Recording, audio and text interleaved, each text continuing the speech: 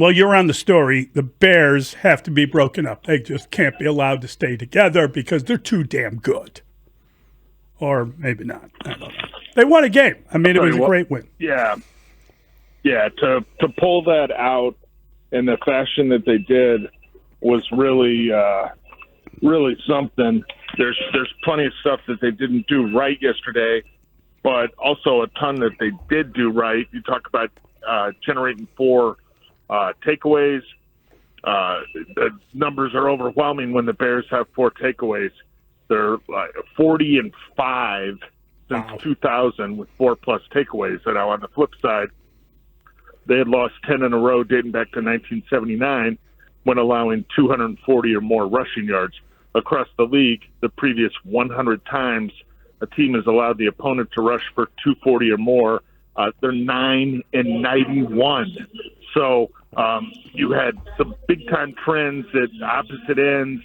The Bears were the team that were able to emerge there, and it's because they did a number on Geno Smith in the passing game.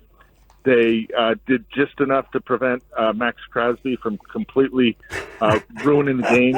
And as bad as the run D was, guys, they got a couple key stops there late. You know, think about when Vegas is first and goal there with about 6 minutes to go in the fourth quarter.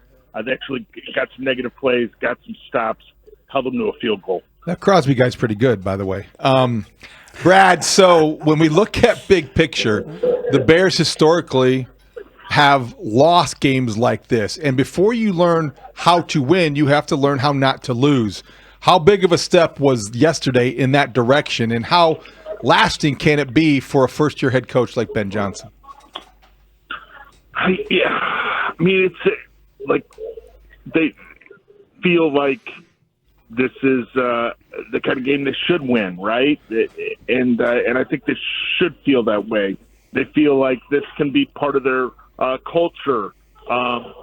That's a bad Raiders team. Yep. I don't think we want to spend too much time this week kind of microanalyzing what escaping with a 1-point win over a team with horrendous offensive line.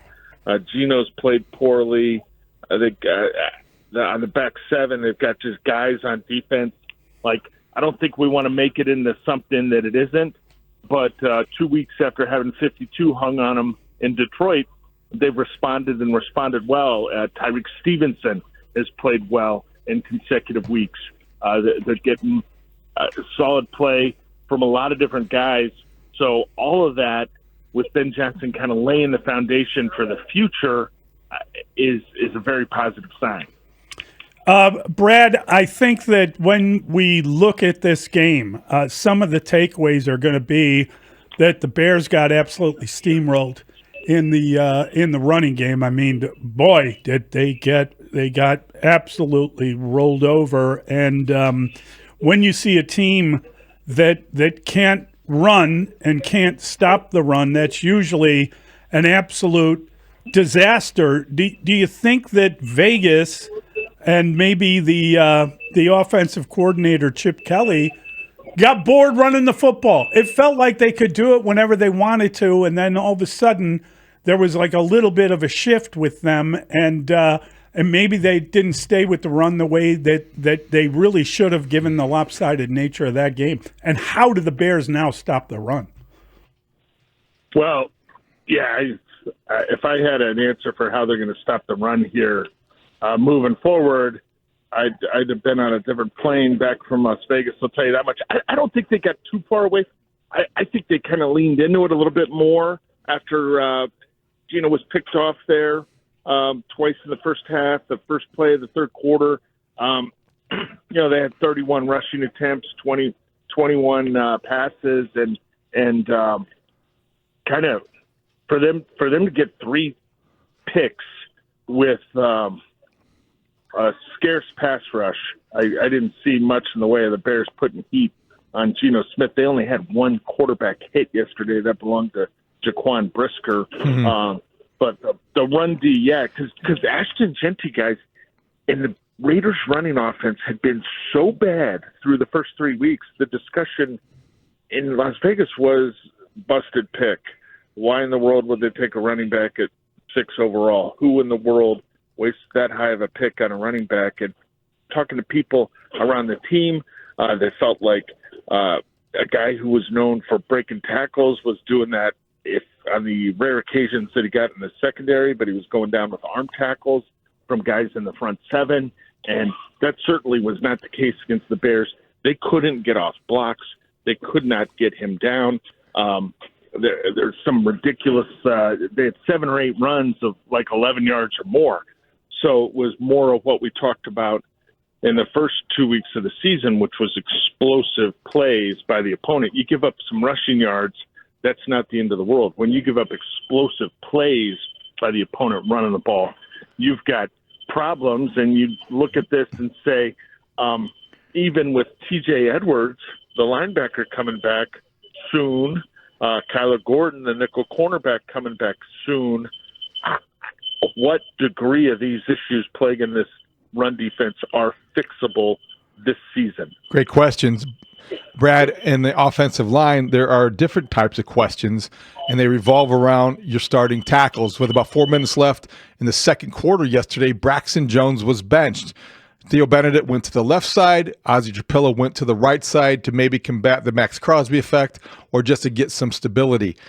Braxton Jones advised by the team post-game not to speak to reporters about it. What do you make of that, and where is this all headed?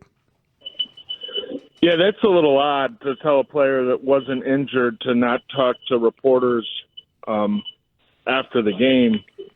I'm curious to find out what was behind that. Where they go from here, obviously the first step is getting Darnell Wright back healthy with that right elbow injury. And it's not expected to be long-term, or of course he would have been placed on injured reserve already.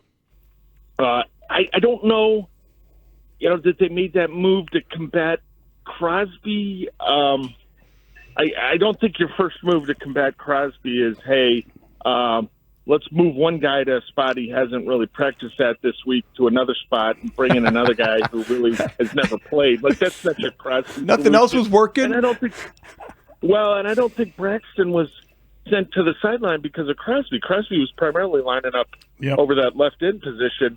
But really some of the plays he made, you look at it and you're like, well, is that really the right tackle's fault that the guy kind of dropped into space a little bit and made a freaky jump to tip a pass to himself for an interception? I know what you mean, but could it be a case where Theo Benedict is better on the left side and they knew it, and Ozzie Trapillo is better on the right side than they knew it, and maybe they felt like those two guys playing at their more natural positions gave them a better chance to protect Caleb Williams? Yeah.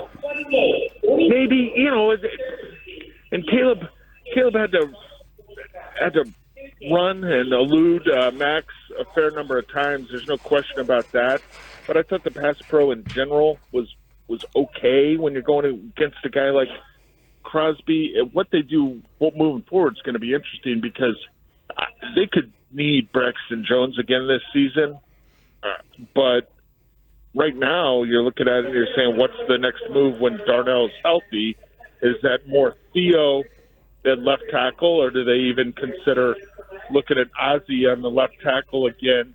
I don't know that they want to keep flip-flopping him, but it's going to be interesting to see what direction this heads. And it was good to see Trapillo get out there.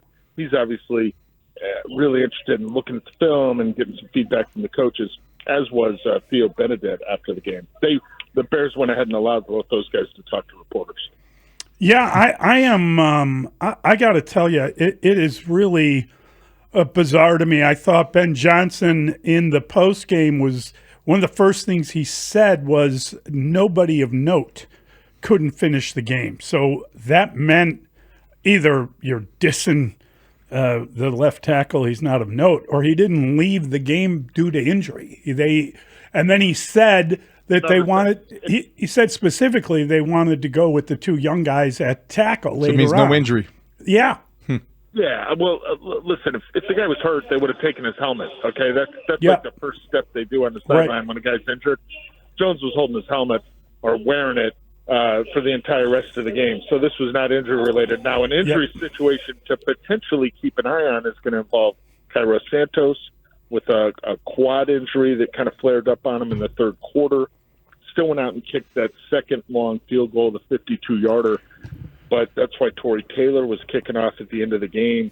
And, I asked Cairo, I said, well, what was going to happen? Like, if Daniel Carlson makes that long kick, the Bears had timeouts. It would have had 35 seconds.